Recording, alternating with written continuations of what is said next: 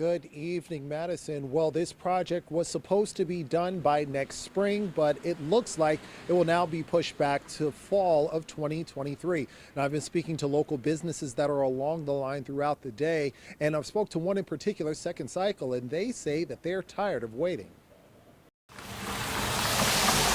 Tacomans waiting to ride the light rail from downtown to the Hilltop are going to have to wait a little longer. The Hilltop project right now was scheduled to open in Q1 Sound Transit CEO Julie Tim announced in a blog post on Thursday that the agency won't be able to meet its spring 2023 deadline. Tim said a new issue was found last week dealing with track geometry. So track experts are being brought in to take a look. There won't be any gaps on any of the sides. But Alvaro Juarez from Second Cycle calls it a missed opportunity for the summer.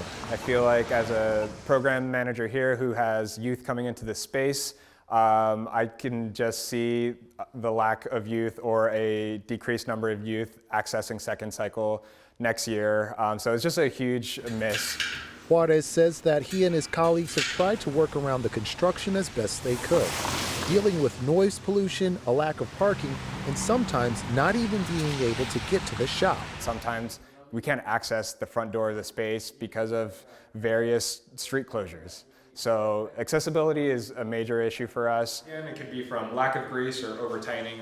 But he remained hopeful, because shops like Second Cycle rely on busy summer months to get them through slower periods when the weather turns.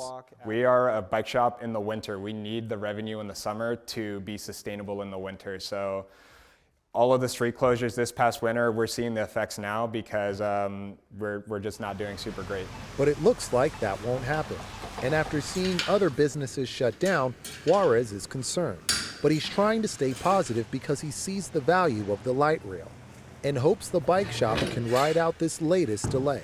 So you still have faith in the project, it's just watching paint dry at this point, but even 10 times worse. Now, I reached out to Sound Transit and was able to speak with its public information officer, David Jackson.